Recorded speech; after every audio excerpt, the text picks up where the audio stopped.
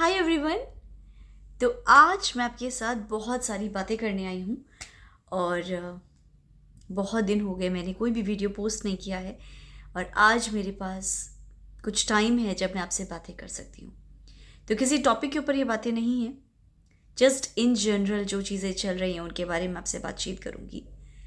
तो सबसे पहले मैं बात करूँगी कि मैं कैसा फील कर रही थी और कैसा फील कर रही हूँ।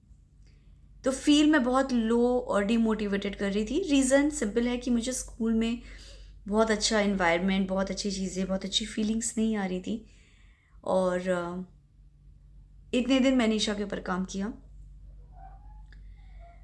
और मुझे कुछ चीज़ें रियलाइज़ हुई and now I am feeling like कि मुझे अच्छा फील हो रहा है। मुझे ऐसा लग रहा है कि ईशा को मैं फिर से थोड़ा अच्छे ढंग से हैंडल कर पा रही हूँ। ईशा की चीज़ें मैं समझ पा रही हूँ, ईशा की ज़रूरतें मुझे समझ में आ रही हैं क्योंकि हम लोगों ने एक दूसरे के साथ टाइम स्पेंड किया है। पीछे ईशा कहीं लॉस्ट हो गई थी और मुझे समझ में ही नहीं आ रहा था कि मैं उसे कैसे हैंडल करूं, बट अब मुझे चीज़ें समझ में आने लगी हैं और इस बात की मुझे बहुत खुशी है कि मुझे ईशा फिर से समझ में आने लगी है। ईशा मेरे साथ टाइम स्पेंड करने लगी है, ईशा मेरे पास आने लगी है, ईशा दोबारा से मेरे साथ कनेक्ट करने लगी है। बहुत सारे इमोशनल चीज़ें हुई हैं, बहुत सारी न्यू डेवलपमेंट्स ईशा में हुए हैं। आज मैं आपके साथ बहुत सारी बातें इन्हीं सब चीज़ों के बारे में करूँगी। मैं कई बार लॉस्ट हो जाती हूँ जब बहुत सारे लोग ईशा के ऊपर काम करते हैं, लाइक एक बंद एनवायरनमेंट में जहाँ काम मेरे सामने नहीं हो रहा है। तो ईशा का जो डेवलपमेंट होता है वो कहीं ना कहीं मतलब मुझे बहुत अच्छे ढंग से नहीं विजिबल होता है, लेकिन जब हमारी आंखों के सामने काम होता है तो कहीं ना कहीं ईशा का डेवलपमेंट बहुत विजिबल होता है। तो मुझे ये दिखता है कि अगर ईशा पे रियली काम हो रहा है तो ईशा में इम्प्रूवमेंट डेफिनेटली होगा। अगर उसमें इम्प्रूवमेंट नहीं हो रहा है दैट मीन्स उस पर काम नहीं हो रहा है।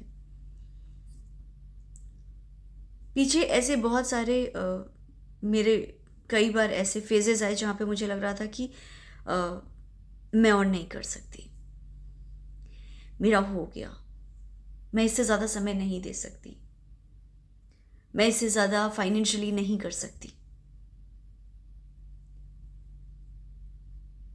और इन सब के लिए कहीं ना कहीं मुझे लगता था कि ईशा कुछ करना ही नहीं चाहती, ईशा सीखना ही नहीं चाहती, ईशा बहुत ज़िद्दी हो गई है।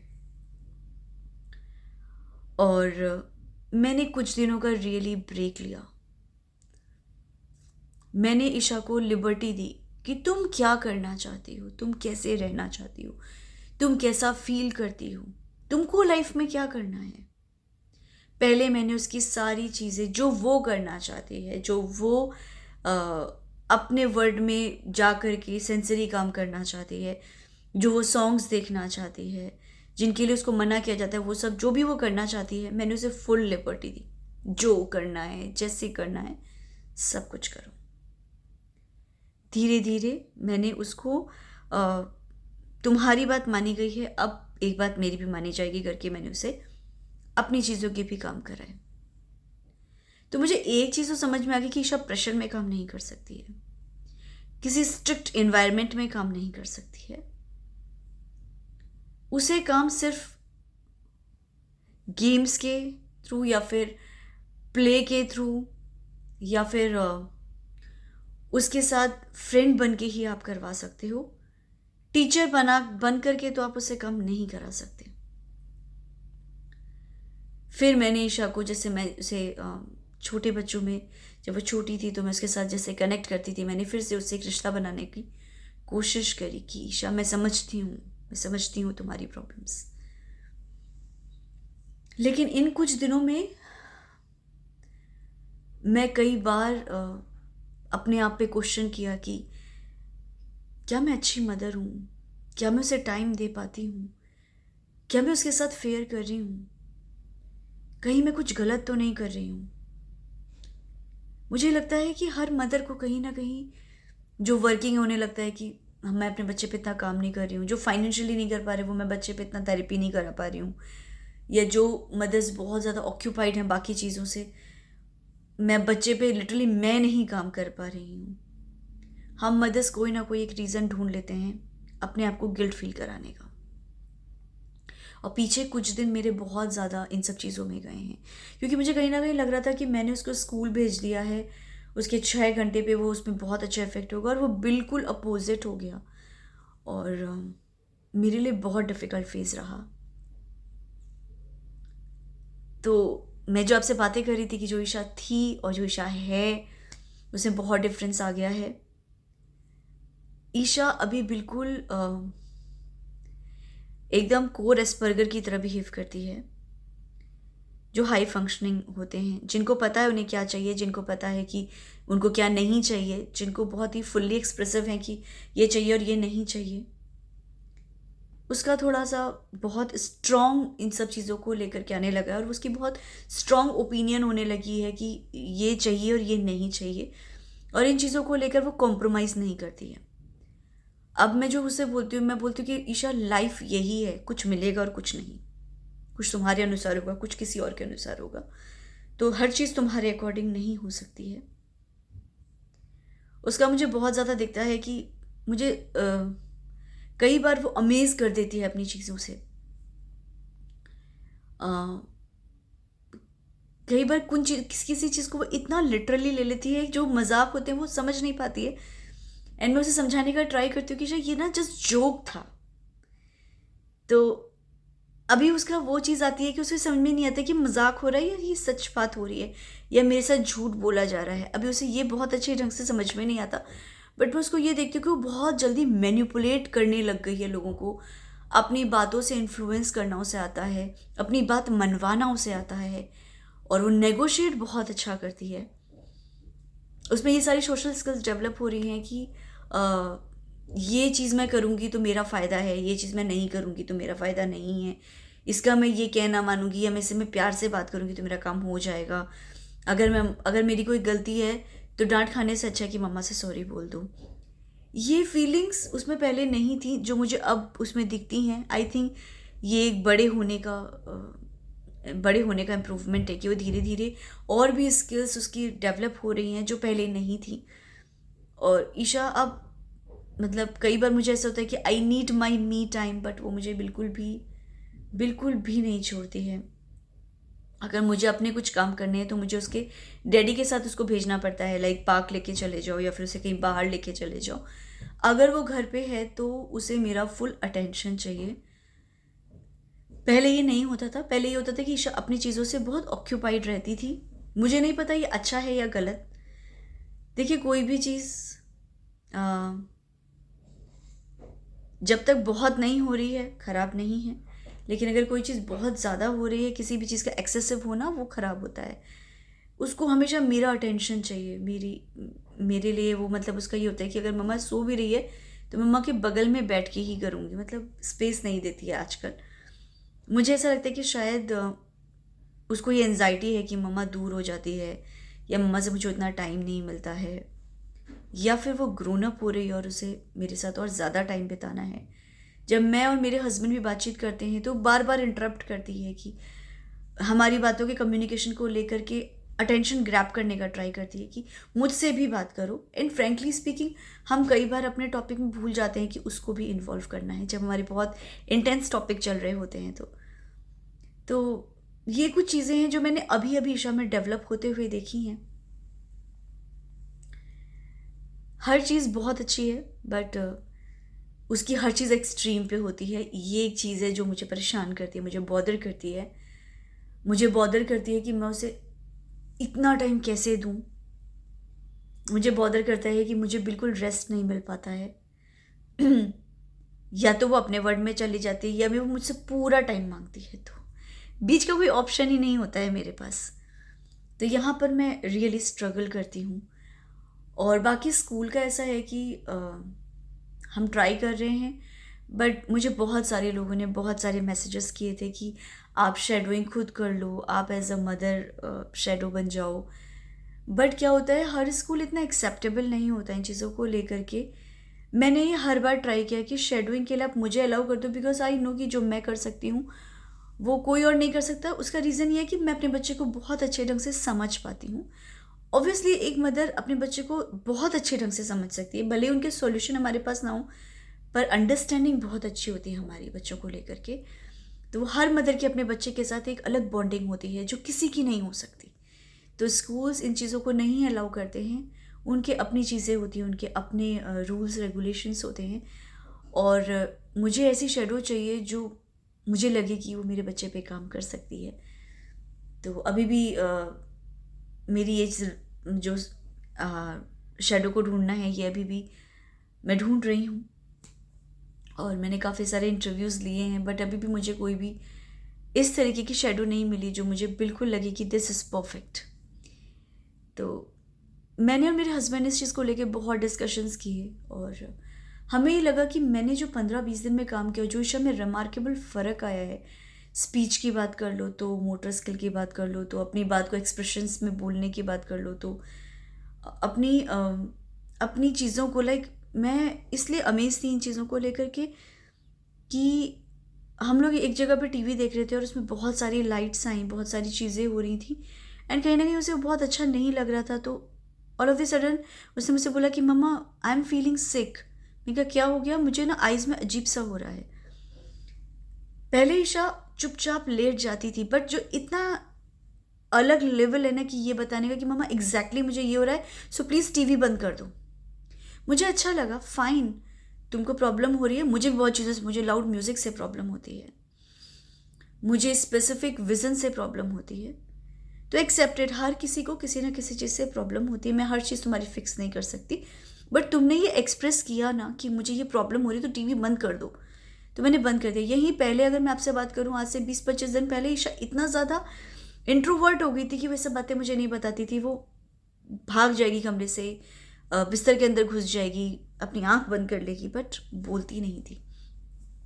अगेन उसका ये चीज़ आया तो ये सब चीज़ें बहुत अच्छी हैं। इनफैक्ट एक दिन हम लोग लेटे हुए थे तो उसका मैं हमेशा मतलब मैं बहुत टायर्ड थी तो मैं लेट गई, वो मेरे बगल में आके लेटी और मुझसे बोलती है, ऑब्वियसली थोड़ा 7:30 बज रहा था, हमारे जो सोने का टाइम होता है वो टिपिकली 10, 10:15 टाइप का होता है। तो मैं जस्ट लेट करके आराम कर रही थी तो मुझसे बोलती है, ये बात मैं आपको लिटरली बता रही हूँ, मैंने कहा शब मैं ना लेटी हुई हूँ और तुम चाहिए तो कुछ नहीं, नहीं मुझे भी लेटना है, मुझे भी लेटना है। तो वो आ गई लेटने के लिए एंड देन 5 मिनट्स के बाद बोलती, आज तो टीथ क्लीन ही नहीं किया, आज तो मेडिसिन ही नहीं खाई। तो मुझे बहुत अच्छा लगा कि उसको पता है कि उसको ये चीज़ें करनी हैं और उसने चीज़ें मिस आउट कर दी हैं। तो वो मुझसे पूछने लगी कि मैं चली जाऊँ टीथ क्लीन करने के लिए। तो मैंने उसे समझाया कि ईशा देखो, हम ना अभी आराम कर रहे हैं क्योंकि मम्मा टायर्ड है, इसलिए मम्मा आराम कर रही है, अभी हम फिर से उठेंगे, हम एक मील लेंगे एंड देन हम ये सब चीज़ें करेंगे।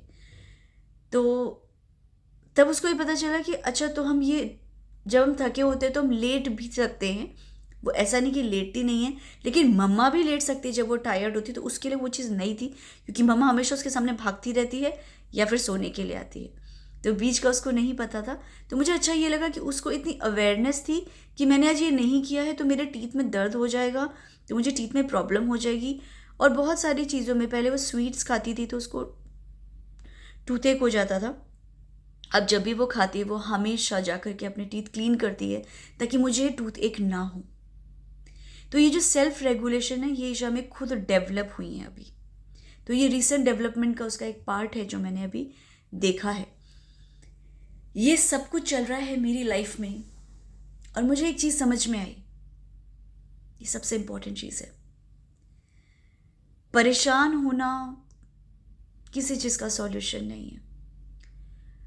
मुझे एक पता है, एक ये फेक चीज़ बहुत होती है, मेरे साथ होती है, मुझे लगता है सबके साथ होती होगी कि बच्चा स्कूल जा रहा है, थेरेपी जा रहा है, किसी हॉबी क्लासेस में जा रहा है, मैं सेटिस्फाई हूँ, मेरा बच्चा इंगेज्ड है। लेकिन मैंने इतनी सारी चीज़ों में ये चीज़ सीखी कि जहाँ पर मेरा इन्वॉल्वमेंट नहीं है ना, वहाँ मेरे बच्चे का, जहाँ पे उसका 70% इम्प्रूवमेंट हो सकता है, उसका 10 और 20% इम्प्रूवमेंट होता है।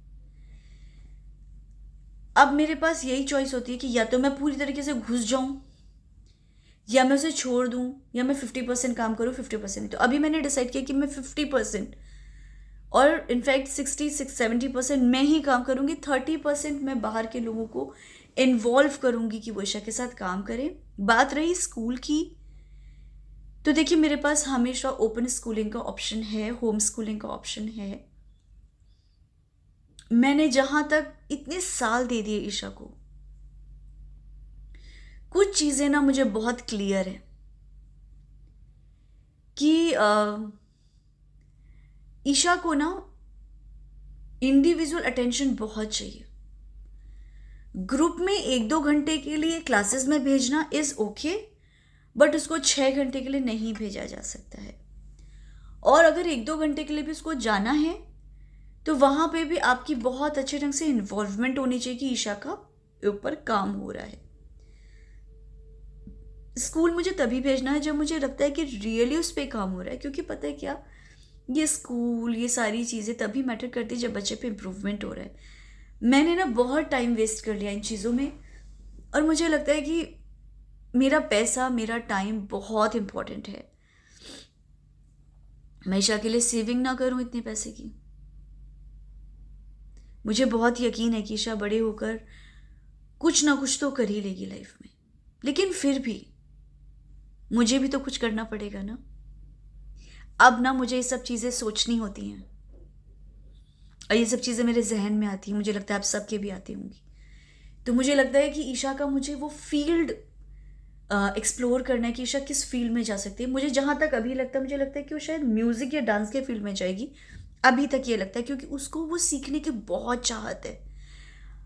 डांस में उसकी मोटर स्किल्स कहीं ना कहीं वीक पड़ जाती हैं, बट वोकल में भी उसका ये होता है कि उसको बहुत तेज़ आवाज़ में गाने में थोड़ा प्रॉब्लम होता है, बट मुझे लगता है कि प्रैक्टिस से इसमें वो बहुत अच्छा कर सकती है। इनफैक्ट पढ़ाई में भी कुछ चीज़ें उसकी बहुत अच्छी हैं, लेकिन क्या होता है, पढ़ाई ना ओवरऑल डेवलपमेंट होता है। आपका मैथ्स भी स्ट्रांग होना चाहिए, इंग्लिश भी होना चाहिए, हिंदी भी होना चाहिए, ईवीएस भी होना चाहिए। कुछ दिनों बाद जो है एक दूसरी लैंग्वेज आ जाएगी, वो भी होना चाहिए। आपका ओवरऑल डेवलपमेंट होता है। और ईशा का क्या है ना, एकेडमिक्स में जो चीज़ एब्स्ट्रैक्ट नहीं है ना, वो तो ऐसे कर लेती है, लेकिन जो चीज़ एब्स्ट्रैक्ट है ना, वो उसका अभी भी वीक है। मुझे लगता है कि वो रहेगा, क्योंकि जैसे जैसे वो लेवल अचीव करती है, एकेडमिक का लेवल डबल डबल लेवल पे चला जाता है। तो ईशा क्या होता है, कहीं ना कहीं स्ट्रगल करती है और वो गिव अप कर देती है। वो क्या, मैं गिव अप कर देती हूँ। तो मुझे ऐसा लगता है कि एकेडमिक्स में व्हाट आई वांट इज़ कि वो इंडिपेंडेंट रहे, उसको सारी चीज़ें बेसिक लेवल पे सब कुछ आना चाहिए, लेकिन एडवांस लेवल पे वो उन्हीं जगह पे काम कर सकती है जहाँ पर उसकी रियली उसको सीखना है, उसको ललक दिखनी चाहिए, और वो ललक मुझे उसकी म्यूज़िक और डांस में दिखती है। तो अभी तक मुझे लगता है कि मैं चाहती हूँ कि वो अपनी बेसिक एजुकेशन करे। कई बार आप मुझसे पूछते हैं कि आप क्या सोचते हो ईशा का फ्यूचर। मैं कौन होती हूँ सोचने वाली। जो ईशा मुझे बताती है, वो मुझसे बोलती है कि मुझे डांसर बनना है।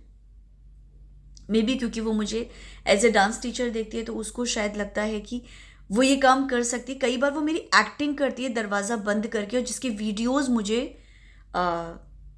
वो जो बनाती है उससे दिख जाते हैं। वो कभी नहीं चाहती कि मैं उसके वीडियोस देखूं।